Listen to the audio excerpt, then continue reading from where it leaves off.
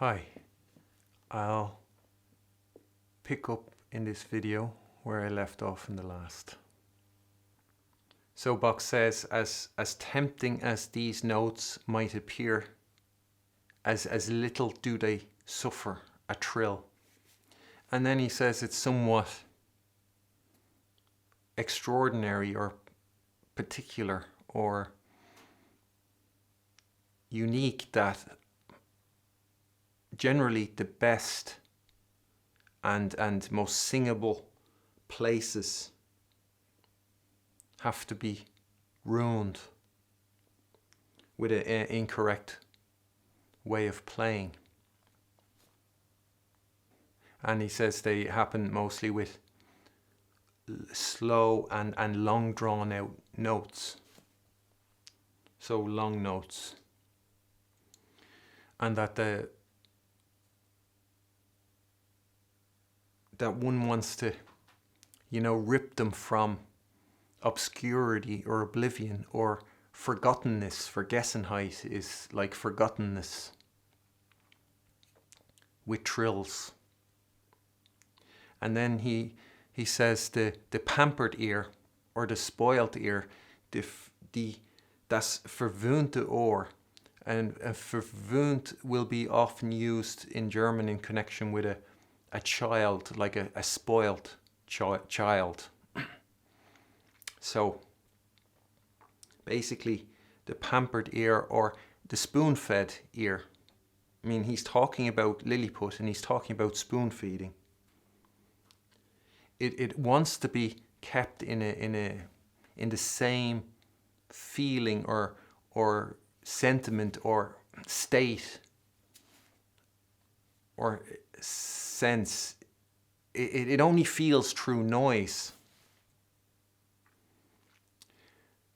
And he says, so one sees from this that those who make this mistake, so who try to, with long drawn out notes, slow, long drawn out notes, when they slap a trill on them in order to rip them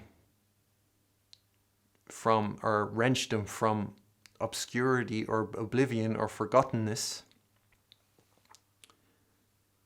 one sees from this that they can neither think in a singing way, think singingly, or that neither do they know to give each note its proper weight and sustain.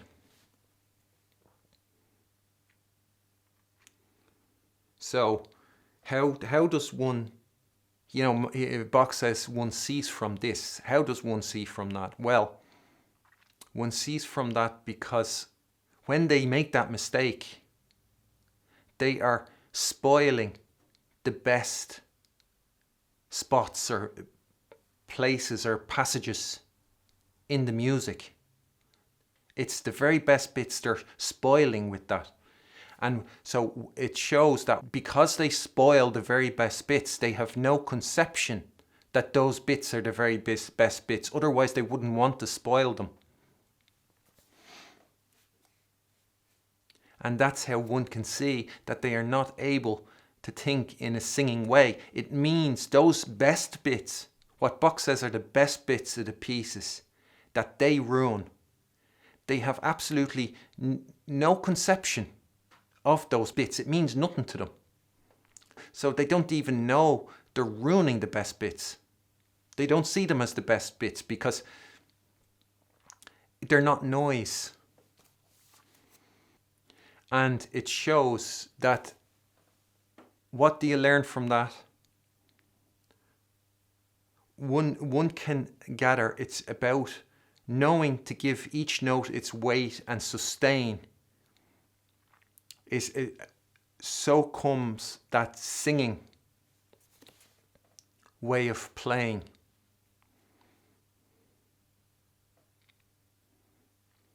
He's giving a clue, he's giving insight into answers, into a deeper understanding. And when he says, it's somewhat peculiar that the best bits have to be spoiled, by a incorrect way of playing. And that is true. I'll tell you that is true. So if you don't want to consider that, if you want to dismiss it, you are dismissing the truth. And it is weird.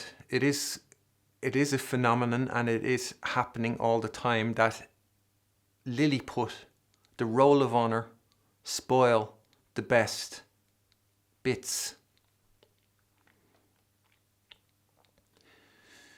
And I would say, I know Bach is not really answering, he answers that question. So I'll answer it in my way, which will be similar to, it'll, you can add it to Bach's answer.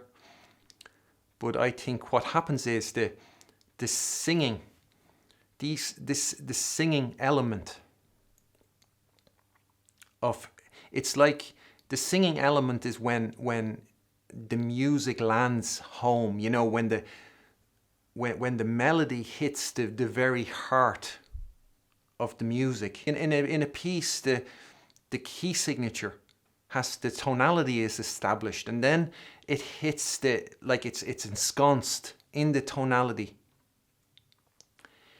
And that's when the singing comes in, and the trills are enlivening the melody as it's making its way towards that place at the heart, the fireplace.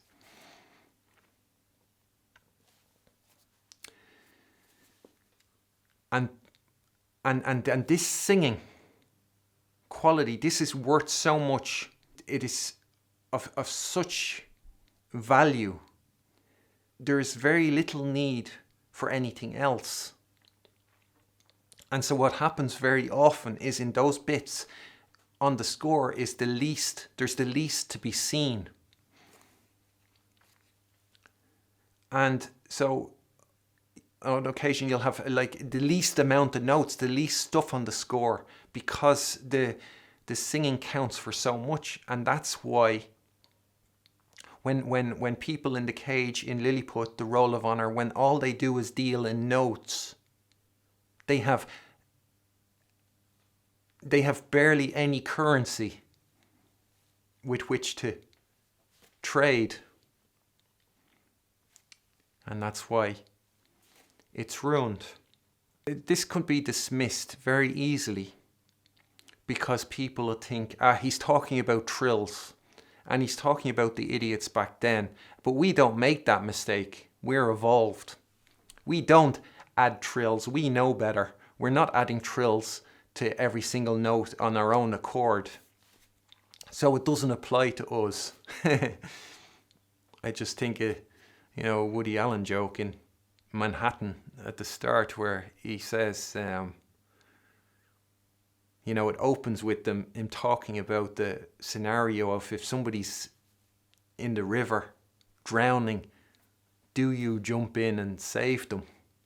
And then he says he can't swim, so he doesn't have to answer that question.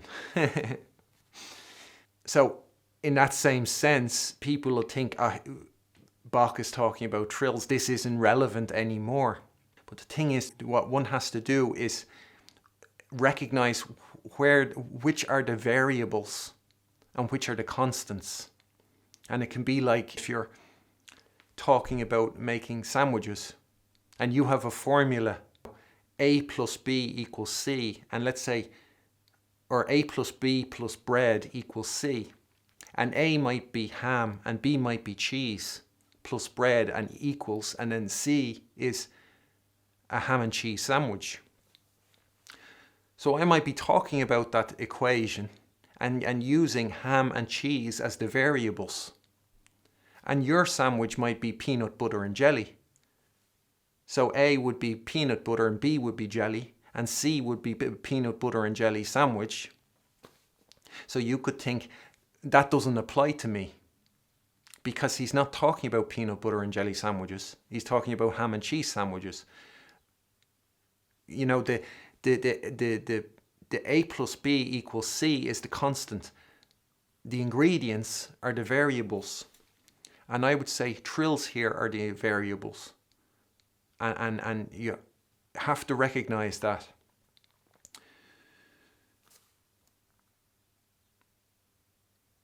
And so what Bach says here is as relevant today as it was back then. And we're getting an insight into people, or how people listen. And so back then it was the trill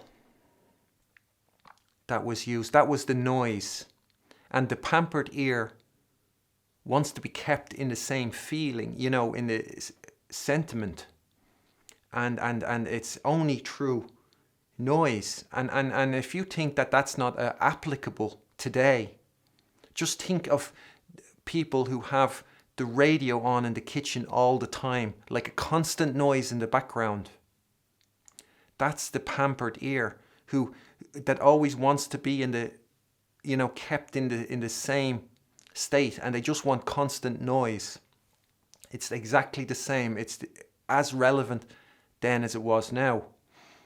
And I would say, so trills are the variable. Nowadays, to modernize what Bach says, you'd take trills out of the equation, because that's the variable. That's what it was then. Nowadays, the noise has become, you know, that people will put trills into long notes to save them from obscurity. That'll happen still, but it'll only happen in very rare occasions. Whereas then, every Lilliput professor, the same as the professors who go up on YouTube now, that level of professor, you'll have recognized a good professor because of how many trills they get their students playing and how many trills their students put in their pieces. Will have been the sign then of the roll of honours of those top professors in the roll of honour in Lilliput. Bach is not talking about ordinary people here. He's talking about the roll of honour. Nowadays, the practice is, and I've said this when I talked about paragraph 10 in the introduction, nowadays people don't apply trills in the same way that they did then. They have other tactics like a ritardando. Bach says this mistake happens mostly with slow and long drawn out notes. The ritardando is used by people who don't know how to give each note its proper weight and who can't think in a singing way. The ritardando is used by those in terms of fast notes. In slow notes, what happens? Nowadays, to modernize what Bach is saying, the noise is the piano itself. So the quality of the piano, the quality of the recording of the sound is what has become the noise nowadays. So people on the roll of honour, they'll leave it, the noise that the people listening, the pampered ear, the spoon-fed ear, the ones who want to be kept in that noise, the noise they're listening to is the sound of the pianos. And so it's left to that. And so instead of the trill, what will happen nowadays is it's left to the quality of the piano, to the performer not playing wrong notes. And then, other than that, they won't put a trill there because they've been, thanks to Beethoven, they've learned that one doesn't ornament as one likes in the, they'll always have heard with regard to Beethoven, they'll be heard bad baby, if they have a trill where there's no trill meant to be. And so with their spoon feeding, it'll be in there. They'll know not to, and they'll think they'll feel the same way when a baby knows, has learned something not to do something, and it's good because it doesn't do something. They'll see it in that same way. That has become the new noise. And so they leave it to the quality of the piano, to the fact they're not playing notes.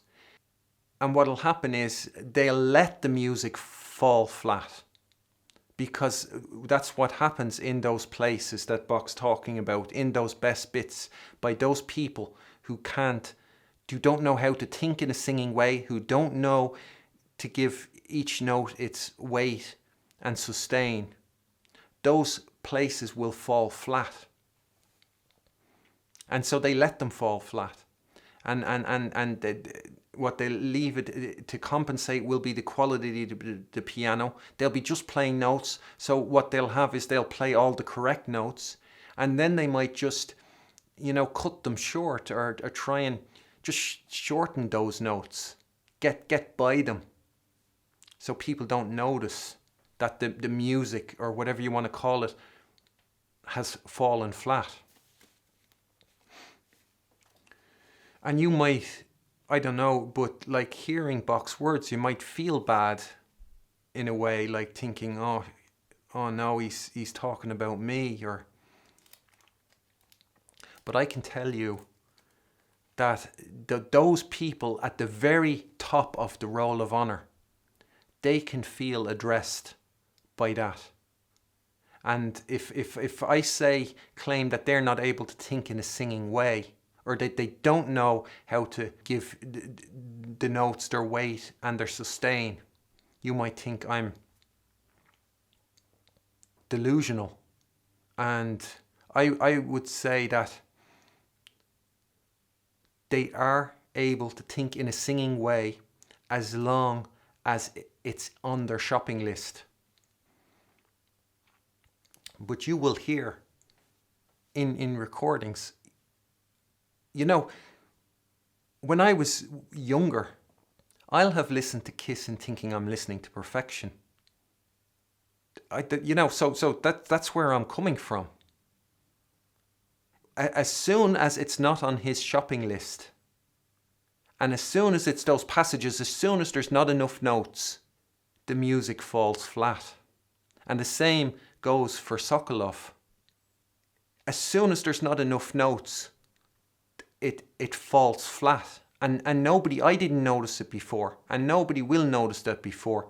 But when you have that, what Bach is talking about, and Bach, in this book, he is going to provide you with the means of having this. And if Sokolov or Kissin were to, I know they do not possess this insight, because I can hear it. I see it.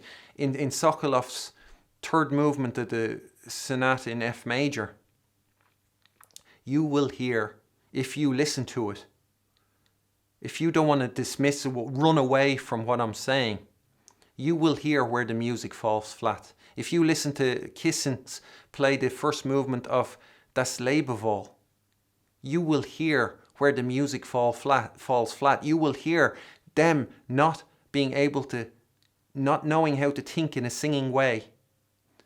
And and they can do it when it's on their shopping list, but when it's not on their shopping list, and these people have the same shopping lists. If you listen to the Schubert piece that I uploaded, if you listen to all the people on the Roll of Honor, they all have the same items on the shopping list.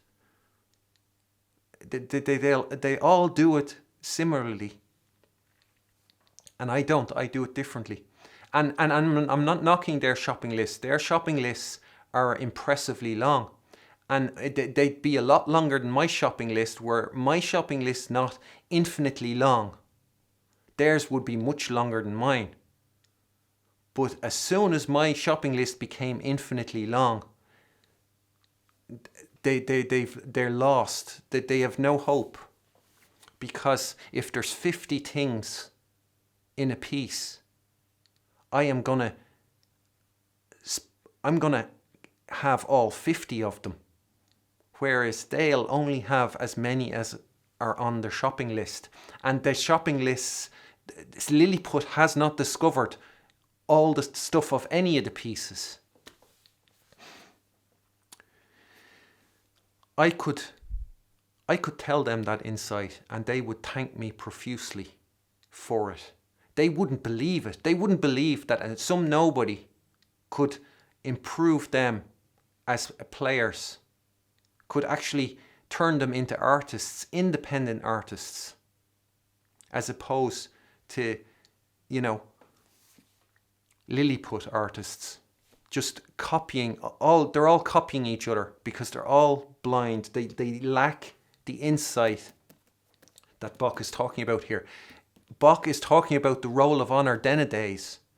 All these people, they existed denadays. It's just what happens is they get forgotten. That's why you can think they never existed in the past, because there is no record of them, because they are inconsequential.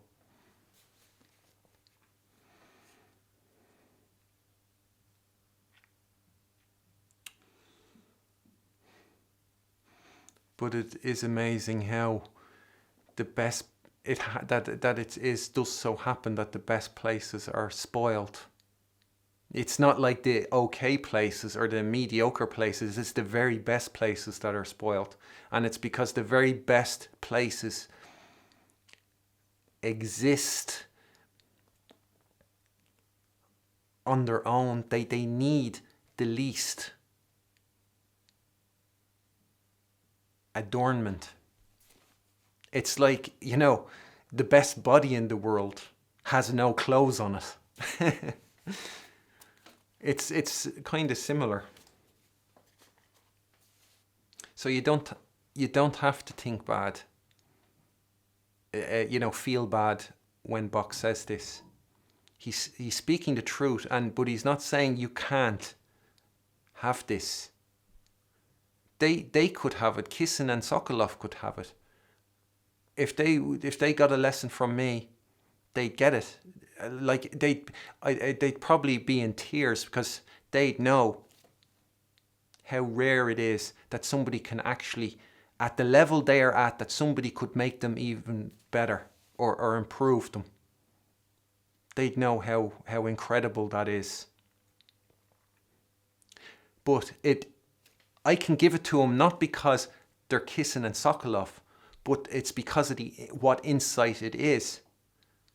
So I could just as easily give it to you, and it would have the same effect on you as it would on them. So I don't need to give it to them. They can subscribe and they can watch these videos if they want that. So Bach, I mean, it's hard to get through this because there's so much. But what Bach does then, after he says, he's showing these people have the roll of honor, Lilliput, those who just hear the noise, just those who respond to the noise of the trills. Then it was trills. Trills worked well on those instruments. Whereas nowadays, what the noise is like a beautiful piano. And what people are doing is hearing the noise of the piano. They're not following the music. And the people who allow the best bits to fall flat, the people who, long and drawn out notes, Sokolov in the Schubert sonata, there's tied notes there towards the end of the fast section. He's not able to hold those notes for the proper length. So what he has to do is he has has an artificial device to compensate, so he's able to continue after that. But he doesn't play those notes too short because he wants to. He plays them too short because he doesn't know how not to. It's like as well with retardandos when you hear them. by the roll of honor. They all do the same ones. It's not because they want a ritardando there. It's not because they think this has to be there and the composer just forgot to write it in. It's because they're not able to play it without the ritardando. That's why they're doing it, not because they want it.